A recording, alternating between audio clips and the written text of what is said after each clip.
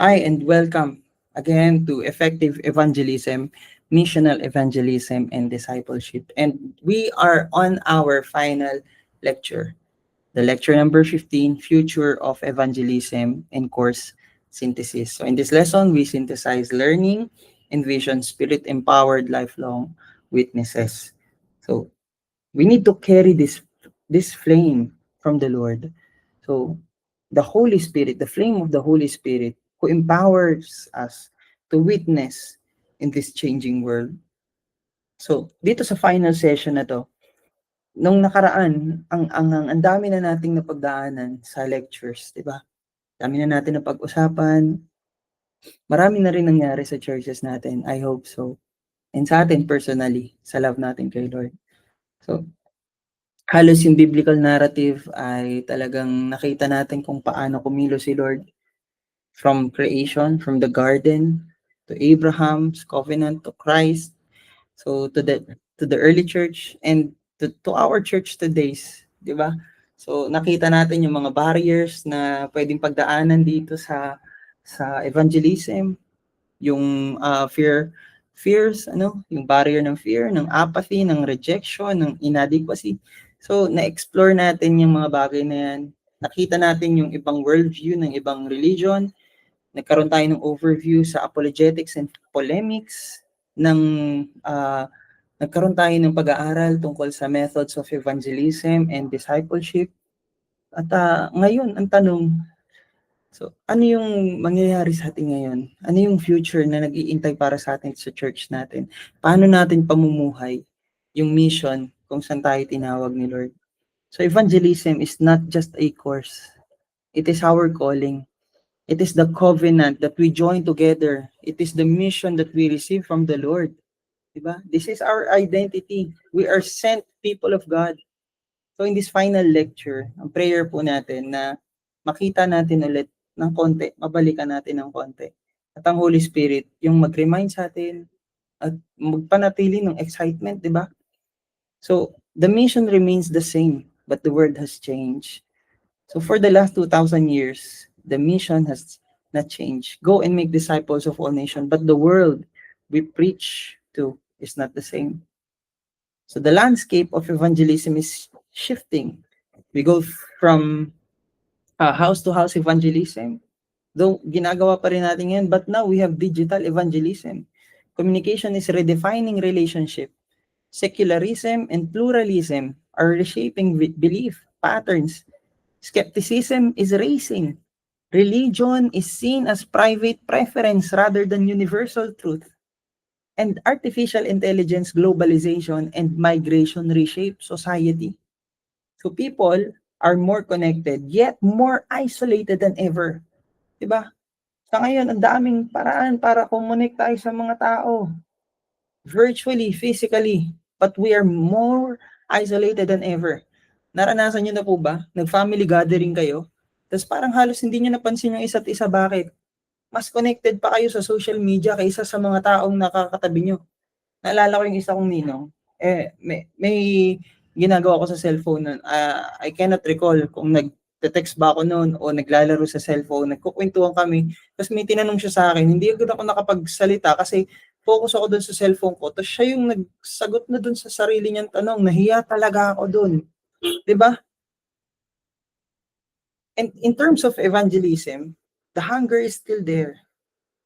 People are still asking, who am I? Why I am here? What is wrong with the world? Is there hope? And the gospel still answers the deepest longing of the human soul. The future of evangelism is not breaking. Diba? So it is overwhelming with opportunity for those who understand the times and walk by the Holy Spirit. So this is your identity. This is our identity as Christians. You are a lifelong witness. Before we talk about strategy, we must secure identity. You're not merely a student taking a course of evangelism. You are a witness of God. Sa Acts chapter 1 verse 8, we are called witness by Jesus Christ. Hindi sinabi you might be, you should be, you could be. Sabi you will be. So this is our identity, and that identity precedes action. That calling precedes mission. And that's the Holy Spirit precedes strategy. So our entire life is a stage for witnesses. Witnessing for our family, for our workmates, for the friendship we have, for this digital age, our public life, our private life and suffering and joy, and our service and leadership. So we are called for this. This is our identity. Your whole life is evangelism. So the question is not, am I evangelizing? But what message is my life preaching? Because every breath we take, every thought we think, every actions we make, we are saying something. We are carrying message, preaching about something. So we need to preach the message of Christ in our daily life. So this is our synthesis. What you have learned. As we close this lecture, ask yourself what you have learned from this. So, nakita natin dito sa course na to, meron tong theological, practical foundations, pero we are called for this lifelong witnessing. So, balikan natin ng konti, di ba? We studied about Missio Dei, that evangelism is God's mission long before it is ours. We just join His mission. We just join His work. Kaya nga pag sinabing gawain ni Lord, ang hirap di ba? Biro mo gagawin mo yung gawain ni Lord. Kaya nga hindi natin yung ginagawa sa pamamagitan ng sarili nating lakas. Si Lord ang gumagawa sa pamamagitan natin. Ginagamit tayo ni Lord na daluyan. And that is a great privilege. We talk about the biblical story of evangelism, that it began with Genesis. When the Lord seeks for Adam and Eve, where are you? That it is God's promise, not just for Abraham, but a covenant given to Abraham, fulfilled through Christ, not just for the Jews, but also for the Gentiles. So this is witness. The Holy Spirit empowered early church believers in Acts and continues all through our church today. So that Jesus Christ, we learned about this course, that Jesus Christ is the center of the gospel. That the gospel is not advice, the gospel is Christ, His incarnation, the cross, His resurrection. He is the center of the gospel. And that the Holy Spirit empowered witnesses. No method can replace the Holy Spirit. No fear can defeat the Holy Spirit. No context can exhaust the Holy Spirit. We also talk about the church's model: compassion, proclamation, courage, humility, community, mission. So movement grows through ordinary people filled with extraordinary because of the Holy Spirit. We also talk about evangelistic barriers: the fear, the apathy, the rejection, the inadequacy. So these are defeated not by techniques, but by the sound doctrine, sound theology, identity, and also the Holy Spirit who filled us with confidence. We also talk about some of the world religions, cultural diversities. So evangelism requires understanding the worldview of your own listener. We do not preach in the dark. We preach while listening deeply. We also talk about apologetics and polemics. Truth must be defended with clarity and grace. Error must be confronted with humility and courage. Evangelism requires both. So we also talk about discipleship integration. That evangelism without discipleship is spiritual abandonment. So discipleship without evangelism is spiritual elitism, and these two are inseparable. We also talk about missional evangelism, frameworks, modern system of evangelism, that this is our lifestyle, but also this is our strategy. We build relational bridges. We share our testimony. We preach the gospel clearly. We do follow up. We aim for multiplication, not just of believers, but disciple makers. We pray for leadership pipelines, missional communities, and now you have a framework for a lifelong mission. So what is the future of evangelism. The next decade will require evangelists and disciple makers who understand, number one, digital mission field. So evangelism online is not optional. It is a mission frontier, but it requires discernment, wisdom, relational intelligence, theological clarity, and also digital ethics. And of course, the guidance of the Holy Spirit. So your digital presence preaches. Anong pinopost mo sa Facebook mo? Ano yung sinesearch mo sa internet mo? Sino yung pinapakinggan mo? Paano ka nag-interact sa mga tao sa social media? Our life is our way of evangelism. Cultural complexity. Future evangelists must be theologians, apologists, cultural exegetes, listeners, bridge builders, storytellers, translators of truths. So kailangan yan. In this world, full of skeptics na nowadays, di ba? Full of knowledge. Pero sabi nga ng Bible, when knowledge puffs up, love builds up dapat, di ba? So this requires ongoing learning. Hindi natatapos yung pagkakatuto, yung pag-aaral. And global Christianity. The center of Christianity is shifting, di ba? So makita natin that the future of discipleship is multi-ethnic, multilingual, global. Di ba? So kahit tayo, we as Filipinos, nakita natin na maraming sinisend sa atin missionaries all over the world. Diba? But we have this same calling. Diba? Hindi tayo tinawag ni Lord manatili sa local church natin, mag-fellowship na tayo hanggang siya dumating na, bumalik na. Kalooban ni Lord gamitin tayo. Just like the calling of the early church fathers from Judea to Samaria to the ends of the world, ganun din tayo. From our own local church to the barangay, to the bayan, to other regions, the whole Philippines, to the ends of the world. Diba? So hospitality and presence is a must in a lonely world. Relational evangelism will overpower argumentative evangelism. So hospitality will be one of the most powerful evangelistic tools. Sabi ko nga po sa inyo, pag may pumunta sa inyo na iba yung religious belief nila, are we rejecting them because of their religion? Pag na-reject natin sila because of their religion, we're not rejecting the religion, we are rejecting the people. So let us be hospitable, let us be loving, and let us share Christ. And persecution and resilience. In many contexts, faith will cost more. Evangelism will require courage, resilience, kindness, sacrificial love, and firm faith.